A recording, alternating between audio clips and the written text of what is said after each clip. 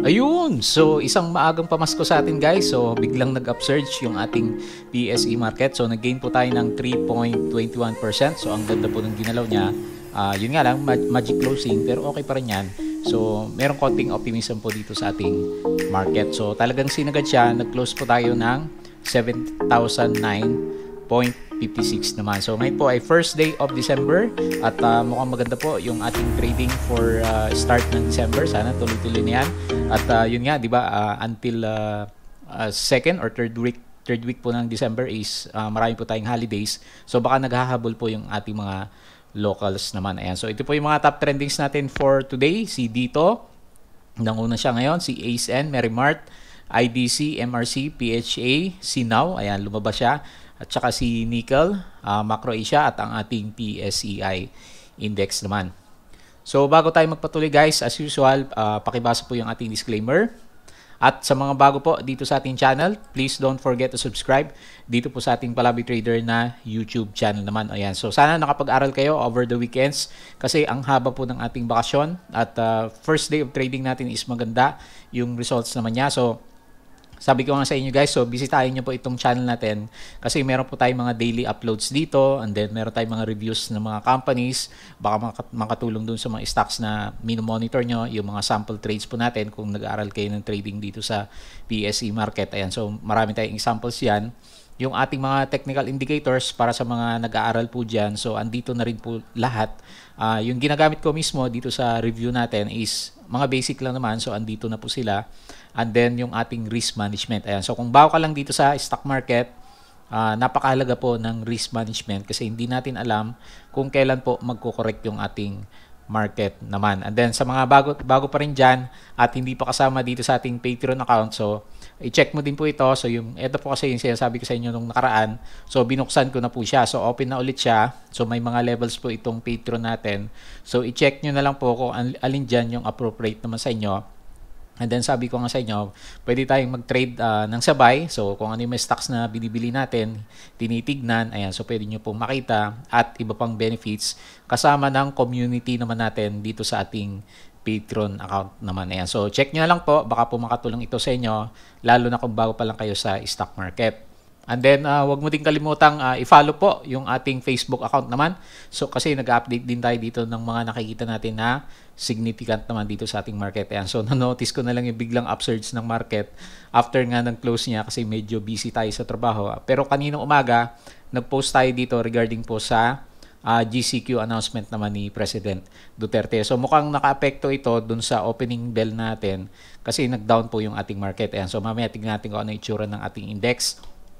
And then follow mo din po ako dito sa aking Facebook page na Palabi Traders. So nagpo-post din tayo dito ng mga nire-review natin and then yung mga information na nakikita natin all related po sa stock market. And then sabi ko nga sa inyo, with regards sa mga news, madali na po tayong maghanap kasi meron tayong Twitter account. Nire-retweet lang natin yung mga information po na madalas ilabas naman ng ating mga brokers po natin. Ayan. So, ang dami po dito. So, pasadaan nyo na lang. Baka po kasi yung binabantay nyo na stocks, halimbawa si Now is may mga news sila na related naman dito. So, anyway, ang sabi ko sa inyo, ang isa sa mga pinaka-significant na news natin for today is nandito sa bandang baba. Yun nga po is yung pagiging GCQ pa rin po ng ating Metro Manila kasama yung ibang siguro nasa red zone na mga cities po natin sa Batangas, Iloilo, Tacloban, and the rest. Pero yung iba is magiging under na ng MGCQ naman. Pero sabi ko nga sa inyo, kahit nasa GCQ po ang Metro Manila, unti-unti na pong binubuksan yung economy natin. So siguro medyo na-realize nila nung bandang huli. Kaya medyo pinitik po ng ating mga locals yung galawan naman ng ating market. And then meron pa akong nabasang news na pati yung mga bata is inaalaw na pong magpunta ng malls basta po kasama yung kanilang mga parents naman. Okay po. So tingin tayo dito sa ating PSE market. So biglang upsurge nga po yung ating candle. Pero tingnan natin sa 5-minute chart kung ano po yung talagang nangyari sa kanya. So makita mo dito, nagkaroon ng gap down po yung ating market. November 27 yung last trading natin and then December 1. So nag-drop po yung ating market ng malakas. So negative 1.34%. Iniisip ko is in reaction po doon sa ating GCQ.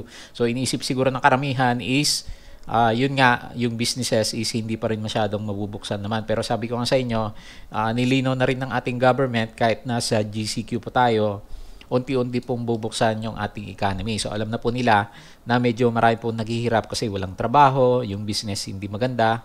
So nag-recover po yung ating market after niya magkaroon ng sudden breakdown ng price. Kasi medyo hindi natin in-expect itong sudden drop na to kasi nga for the last 4 days or 5 days tuloy-tuloy po na bumagsak yung ating market. So kung susukatin mo mula sa kanyang pinakamataas hanggang sa pinakamababa natin ngayon, very unusual po yung drop sa isang recovering na index natin. So nag-drop na siya ng more than negative 7.13%. So sinisukat-sukat ko din mga previous years na nagre-recover yung market natin, hindi po bumabagsak ng ganyan, kaya very unusual yung pagbagsak naman ng ating market. Pero yun nga, after niya maklose yung gap dito sa bandang baba, mukhang nag-fill the gap nga itong si PSEI, and then suddenly nagkaroon siya ng upsurge. So hanapin natin yung kanyang magic closing. Pagdating dito sa 5-minute chart is umakyat po siya ng ilang percent to? More than 1.31% naman. So talagang dinumog siya ng ating mga local investors kasi yung ating foreign investors is nagbebenta pa rin po hanggang sa ngayon. So makita nyo dito, yung ating mga foreigners nagbenta po ng negative 1.33 billion. So laki pa rin yan, no? So patuloy pa rin po, halos 2 weeks na, 3 weeks na lumalabas po yung ating mga foreigners after po na umakyat naman ng ating market. Pero siguro, in addition sa good sentiment dun sa ating realization dun sa rule ng GCQ sa Metro Manila is unang-una, merong plano yung ating government, corporate tax cuts to foreign investors naman. Ayan. So maganda to kasi yung corporate taxes pala natin, ngayon ko lang din alam, is nasa 30%.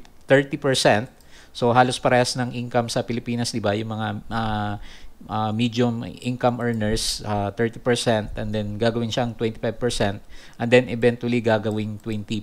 So ang laki po niya na from 30 to 20% is 10% reduction sa tax ng ating mga companies. So maganda po 'yan. And then meron din tayo dito yung ating siguro punta tayo dito sa ating COVID cases. So hindi naman ganun kalaki, 'di ba? So anyway, nag-expect siya ng konti 1,776 ngayong November 30 na data ng ating government, pero hindi naman ganun kalaki, 'di ba? So na-sustain. And then ang isa pa na nakita natin bakit maganda po yung ating closing is pag tumingin ka dito sa European or rather dito sa US market natin, yung futures po nila is maganda. So, nag-upsurge na naman siya ng more than 1%. Pero yung trading natin, nung last na trading dito sa US is red naman siya. Pero makita mo, dito sa buong Asia, nag-green po lahat. So, talagang sumabay po yung ating index naman dito po sa mga ASEAN markets, and then pinapakita ng European is maganda sila. So, bakit very optimistic na naman yung global market? So, meron kasing news dito, galing naman kay Yahoo Finance. Ang sabi niya, European and Asian markets buoyed by COVID-19 vaccine hopes naman. So ngayon kasi, 'di ba, ang dami ng vaccine na pinag-uusapan natin. So si AstraZeneca, si Moderna, si Pfizer. So talagang pinupush na po ng US government din yung emergency approval po ng ating mga vaccine, especially nung Pfizer. Nag-apply na yata nung huli, 1 week ago, pero hindi pa rin na-aprobahan. So mukhang pinupush na po ng US government. And then itong si Moderna, maganda rin po yung results niya. So mababasa nyo sa news na to. So more than 94% yung huli ko nakita sa kanya na efficacy naman ng kanyang gamot. Ayan. So nag-apply na rin po siya for emergency usage, and then dito sa bandang Europe yata umpisan to, and then sa US meron din siya. So basahin nyo lang po itong news na to at tingin ko is very good news po yan, lalo na kung matuloy siya. Kasi po, ibig sabihin, nandiyan na yung vaccine natin. So distribution na lang yung magiging problema naman natin. Kaya naman yung buong indices, globally na yan. So lahat po is nag-celebrate siya. So medyo siguro nahila yung sentiment ng market dito man sa ating PSEI index. And then, nung huli, di ba, ang dami pong blue chips na sabi ko sa inyo, nagbagsakan ng more than 5%. Ngayong araw na to, so sinisilip ko yung most actively traded stocks natin. Ang dami naman sa kanila is mostly properties, nagkakyatan po sila. So makita natin halimbawa si Robinson 5%, SMPH 5.56, JT Cap 6.9%. So talagang binatak po yung ating index ngayong araw to. Ayan. So congrats po doon sa hindi mga na-shake out nung huli at nagpakatatag para hawakan po yung kanilang mga blue chip stocks naman. So maganda po yung rebound. So nag-rebound tayo sa ating bullish indicator which is above, sabihin natin above RSI 50. Kaya ang ganda po ng galaw ng ating market. So hopefully bukas, so babawi siguro ng konti kasi medyo exaggerated yung sudden upsurge sa mga stocks. So sana mag-support na po yung ating MA20 para magtuloy na po yung recovery ng ating index naman. Ayan. So meron siyang pattern. So tingnan natin bukas kung ma-confirm na very strong support na natin ngayon after ma-close yung gap yung ating MA20 naman. So may warning sign pa rin yung MACD. Makita mo yung blue line is nasa ilalim ng red line, pero once mag-curve yan ng pataas, baka magkaroon ng continuation yung rally po natin. So sana nga matuloy yung sinasabi din nila, kagaya last year is yung Christmas rally naman natin. Ayan. So bago mag-close yung market is nagra-rally po yung ating PSE market. So hopefully ganun naman yung mangyari sa kanya, lalong-lalo na meron na po tayong vaccine sa ngayon. Okay po, so yun yung ating nakita dito sa ating global indices. So punta na tayo dito sa ating top trending stocks.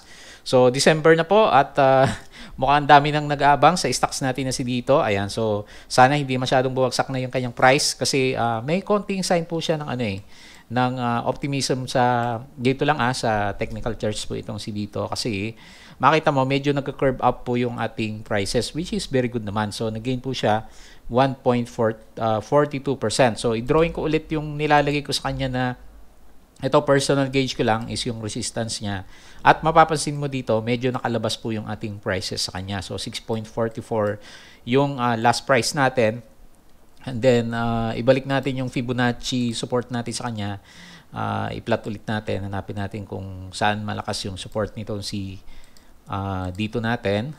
So ito pala yung niya so, around 5.9 or siguro yung psychological level natin sa kanya na 6.11 naman. So, nagiging sakto kasi yung pinaka-base ng chart natin sa kanya is 6.11 naman. Ayan. So, hindi ko lang mailagay ng sakto. Pero, kung mapapansin mo, pag sinukat mo to, around 6.11 po yung support ni dito naman natin. And then, maganda yung nangyari sa kanya. Technically, guys, maganda. Kasi, meron na tayong clear-cut sign ng ating breakout sa RSI. And then, nagkaroon tayo ng bounce at above RSI 50 naman. So, konti na lang push sa kanya. Malapit na mag-curve up yung ating descending na MACD. So, sana matuloy na yan. Magkaroon siya ng crossover dito. Ang kulang na lang po nitong si dito natin is volume para magtuloy yung breakout naman niya dito sa small consolidation area natin. So, parang sakto naman, di ba? So, kung mapapansin mo, yung galaw ng price, nag-retest, bumagsak, nag-retest, bumagsak, and then suddenly, nagkakaroon na ng breakout yung ating prices naman. Okay po. So, technical lang tayo. Yan lang muna yung nakakita natin sa kanya. Pero sabi ko nga sa inyo, meron tayong expectation ng good news in the future kay dito. Kasi po, yun nga, yung mga SIM cards, yung mga mall operations siya. So, magiging magandang catalyst po sa kanya yun. And then, especially if malampasan niya yung kanyang technical audit naman by January 2021. So, merong lumalabas na news. Ito lang yung nakita ko sa kanya is all about sa mga telcos naman. Di ba nung huli, tandaan nyo, merong ultimatum si President Duterte sa Globe Telecom natin at iba pang telco services.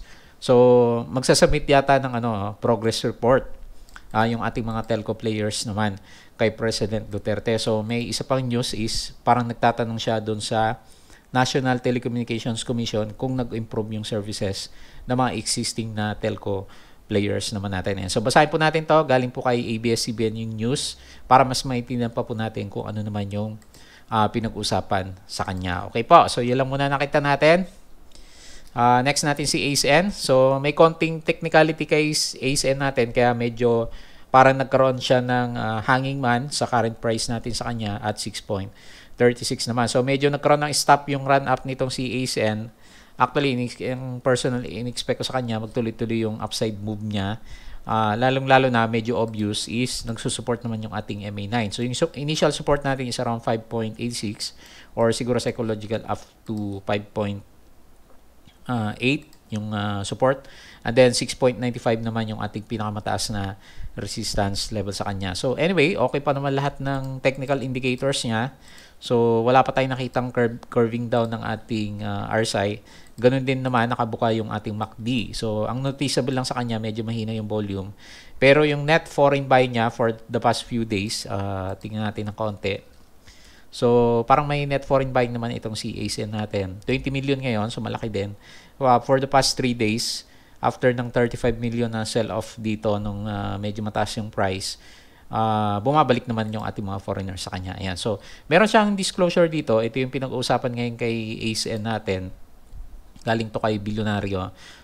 AC Energy penalized for failing to disclose approval of capital hike. Ayan. So, mukhang may technicality po itong si AC Energy, di ba, nang huli, nag-disclose siya with regards sa isang foreign investors. Pero nakita ko naman nasa PSE Edge natin. So, hindi natin masyadong alam kung ano yung technicality na pinag-uusapan kasi meron naman siyang previous disclosure. Ang sinasabi lang, nabasa ko doon, is medyo late yung disclosure nitong si ACN naman natin. So, anyway, kung ang pag-uusapan lang is yung penalty, so, sabi ko dun sa mga nagtatanong sa atin kasi maraming medyo natakot din sa kanya.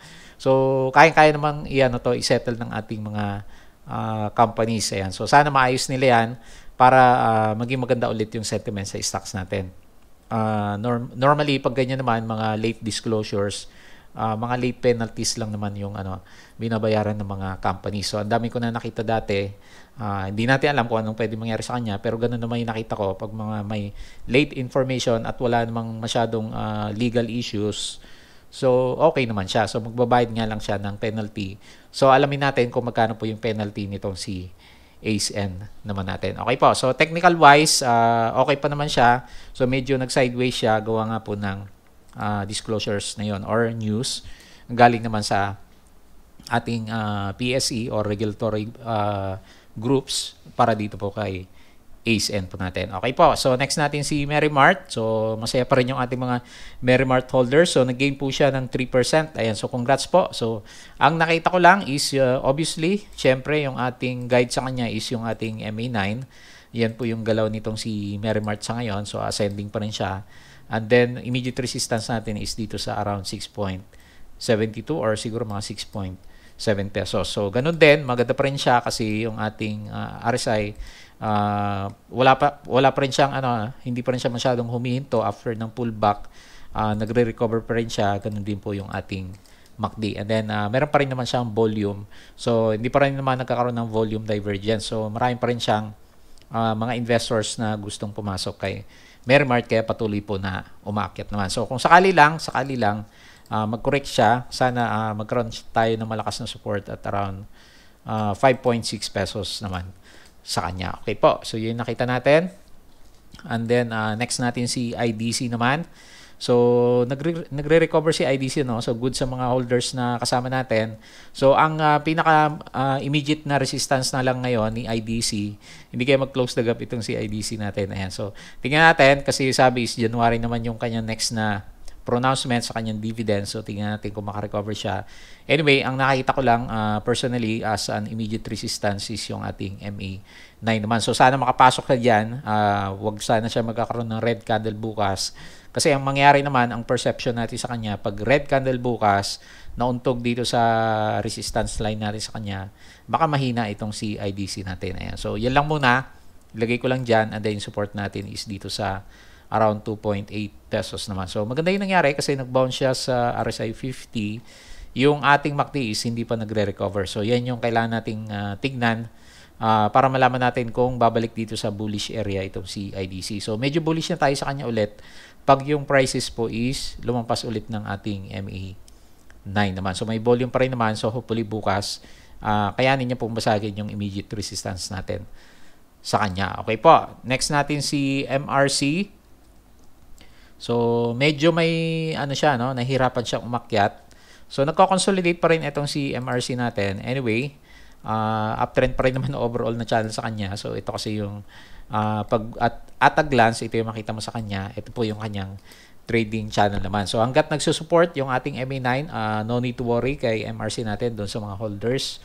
medyo may konti siyang RSI na napapagod ng konti yung RSI, pero tingnan natin, normal naman sa mga stocks na magkaroon ng ganyan, downtrend. Huwag lang siya babagsak below RSI 50. And then may konting warning sign din yung ating MACD sa kanya. Ayan. So hopefully mag-recover siya para sa mga kasama natin na holders naman kay MRC. So after niya maging holding company is biglang humina po yung galaw ng ating prices naman sa kanya. Okay po. So immediate support natin is yung ating trend lines. Pwede mo pong gamitin iyan in replacement naman doon sa mga ginagamit natin na horizontal support naman sa kanya. Okay po. Next, si PHA. So ito yung wow, no? So nag-gain po si PHA ng 12.86%. So ang galing ng ginalaw niya, no? So hindi siya pag tinignan mo sa 5-minute chart, maganda yung galawan niya sa opening bell pa lang, no? So umakyat siya kaagad, nagkaroon siya ng upsurge na 2%, 3%, and then na-sustain niya until ma-meet niya yung 12% na gain natin for the day naman. So binagsak pala siya nung opening. So 12.80 or rather okay yung galaw niya mula opening hanggang closing naman. So tama-tama yung galaw niya, hindi siya masyadong exaggerated pagdating sa 5-minute chart. Tumaas talaga siya kasi pinasok po ng ating mga traders naman. So ang ganda ng galaw nitong si PHA. So nung huli, nag-aalala tayo sa kanya kasi pabagsak na siya, and then parang gusto niyang pumunta dito sa Fibonacci level natin na 0.382, pero talagang nag-ano siya, so hindi rin natin in-expect kasi yung prices natin nung huli is nasa ilalim ng MA9. So ito yung unang gauge natin sa kanya, pero suddenly nagkaroon siya ng outburst ng prices naman. So congrats po dun sa mga nakahuli sa kanyang bounce, at ang laki niya na 12% in just a single day naman. So immediate resistance is 0.87, and then yung nakita natin sa kanya is medyo parabolic pa rin yung prices, no? Anyway, gawin mong guide yung ating MA9 or trend lines na ginuguhit sa kanya, and then meron kang makita dito, meron siyang flag formation na kailangan mag-retest dito sa bandang taas naman, or pwede rin, ito na yung kanyang huling flag formation naman. Itong pang-drawing ko sa kanya ng isang maliit na flag dito sa pababa, dito sa area na to. So, di ba parang flag to, itong area na to. And then, nag-breakout siya. So, good sign po yan dito sa stocks natin na si PHA naman. So, ngayon, tatry niyang bumalik ulit dito sa around 0.87 pesos naman. Yan. So, ang ganda ng galaw niya. Nag-bounce siya at nasa overbought pa rin. So, sobrang optimistic pa rin yung ating mga traders at investors, at patuloy po na umakyat yung ating MACD naman sa kanya. So healthy din, kahit pa paano healthy din po yung volume nito si PHA natin. And then yung isang telco players natin, so nauna nang nabuhay itong si Now natin. So nagkaroon ng upsurge na 7.32% itong si Now. Tingnan sa 5-minute chart. So ganda rin ng galaw niya, no? So makita mo meron siyang konting fake out dito, no? Medyo bumagsak siya dito sa area na to at around 11:30, pero naka-recover naman siya. So meron siya kasing mga malalaking sell-off dito, pero pagdating dito sa around 11:55 or 12, so bago magtanghalian, binomba po itong si Now natin. Ayan. So congrats po dun sa mga nakaantay sa kanya at nag-aantay na bumalik dun sa previous high natin sa kanya. So mukhang naunang nabuhay itong si Now natin as compared kay dito, kasi very obvious, meron siyang konting breakout. So di ba pares sila dito, meron siyang descending trend line. So matagal na palang nakalampas itong si Now natin dito sa descending trend lines na pwede nating iguhit naman sa kanya. Nagkaroon siya ng breakout dito nung huli, false breakout. Nag-retest sa support, and then ito, medyo malakas na siya sa ngayon. So anyway, ang nakita natin is merong konting, hindi naman ganun kalakas yung karga, pero meron kasi nakapag-accumulate ng maganda sa kanya for the past 3 days and 4th day ngayong araw na to. Kaya nakaakyat na po itong si Now natin. Ayan. So immediate resistance, hanapin natin, support natin yung mga around 4.2 siguro yan, no? Or siguro Fibonacci makakatulong sa atin. Hanapin natin yung kanya next na resistance. So currently nasa 0.382 Fibonacci level itong si Now, and then yung next na resistance level natin, ang sinasabi ng Fibonacci is 5.37 naman, or pwede rin dito sa mga consolidation ng prices, and then psychological level natin yan 5 pesos. So possibly yan yung gustong i-try na i-break po ni Now naman natin. Ayan. So congrats po doon sa mga nakahuli sa kanya. Actually may signs na siya pagdating dito sa RSI. meron na siyang breakout, and then yun nga, nagka-curve na po pataas yung ating MACD after niyang magkaroon naman ng flat area dito sa bandang baba natin. Ayan. So sana magpatuloy pa siya, and then i-try niya i-break yung ating 5.01 pesos. Kung trend lines ang usapan, meron din siya dito sa bandang baba yung support niya. Ayan. So medyo sakto, no? Meron siya retest, and then sakto nag-consolidate din siya, and then suddenly may konting breakout na po ng prices itong si Now po natin. Okay, so congrats po yung mga nakahuli na kanyang technical bounce. And then next natin si Nickel. So ito yung gusto natin kay Nickel eh. So actually kung makita mo, uptrend naman talaga itong si Nickel, di ba? So draw ka lang ng trend line sa kanya, makita mo na yung next na galaw niya. And then yung normal na channel niya is dito naman sa area na to. So tama lang yung galaw niya, di ba? Medyo nauntog sa resistance sa bandang taas. Ang maganda lang kay Nickel na nakita ko na sa kanya is yung ating 52 weeks high. So ganyan na ganyan yung story, di ba, ni FNI. So ganyan din siya si sino pa ba? Si Merrimart, si ASN, puro 52 weeks high, and then nakita naman natin malakas yung upsurge ng mga stocks na may 52 weeks high. And then lalong-lalo na meron siyang karga kada spike po ng prices nitong si Nickel naman natin. Okay po. So yun yung nakita natin na resistance niya dito sa bandang taas. So follow mo lang yung line natin, and then yung immediate support is siguro around 4.5 pesos. Ito yung pinakamalapit sa kanya na whole numbers natin. So yan po yung immediate support natin kay Nickel naman. Ayan. So ang ganda po ng galaw nitong si Nickel. So anyway, so congrats po dun sa mga nakasakay sa kanya kasi patuloy po na umakyat, and then yun nga, kung sisilipin mo na maigi, so most likely dito na tayo titingin sa kanya at 5.1 pesos naman. Okay po, so yun po nakita natin kay Nickel. Si Macro Asia yung ating pinakahuli. So nagkaroon ng correction itong si Mac, at mukhang nahirapan siya, no? Anyway, at a glance, ang nakita ko lang kay Macro Asia, nasa ibaba pa rin naman ng ating MA9. Ayan. So kailangan ma-support niya yan. Kung hindi, magkakaroon ng sideways channel po itong si Mac natin. Ayan. So medyo nanghihina siya, no? So after ng news with regards sa Sangli Airport, so tingnan natin kung anong pwedeng mangyari naman next kay Macro Asia po natin. So kung technicals lang, medyo nanghihina yung RSI. So sana kahit babagsak siya is magkaroon lang siya ng test sa mga support lines at around RSI 58, and then hopefully hindi mag-close po yung ating MACD naman sa kanya. Okay po, so yun yung mga reviews natin for today.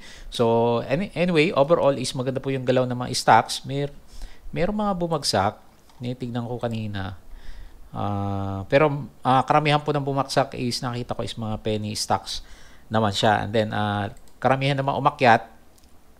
Majority is blue chips.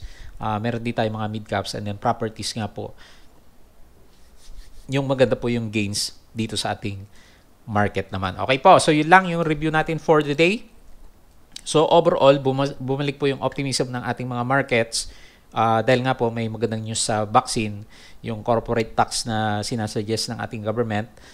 GCQ pa rin naman tayo, pero yun nga, pabukas naman yung economy. So hopefully maganda pa rin yung epekto dito sa ating market. Ayan. So sana nasa recovery na yung ating PSE, or kung hindi man, either mag-stay lang siya dito sa sideways kasi 2 weeks na lang naman na mag-close na yung ating trading for the year. So maganda, Christmas gift natin dito sa ating market is makabreak ulit tayo dito sa 7,200 level naman. Okay po, so yun lang yung review natin for today. So bago tayo mag-close, please don't forget to subscribe dito sa ating Palabi Trader na YouTube channel. I-check mo po yung ating Patreon account naman. So, bukas na po siya. So, pwede na po kayong sumali dito sa ating membership level naman. Kung gusto niyo lang naman i-support yung ating channel. Ayan. So, pili na po kayo ng level na gusto niyo samahan sa kanya. Follow mo lang ako dito sa aking Twitter account para sa mga news naman. And then, ganun din naman, follow mo lang ako dito sa aking Palabi Trader na Facebook account para updated ka doon sa mga updates po natin, and then dito din sa ating Facebook account naman. Okay po, so sana maganda pa rin yung trading natin bukas. Nag-expect tayo ng isang medyo maliit na pullback. Sana hindi ganun kalakas, and then mag-stay lang siya above 7,000 level naman sa closing yung ating market po. Okay po, so yun lang. Maraming salamat po sa inyong panunood at pakikinig. Kita po ulit tayo bukas.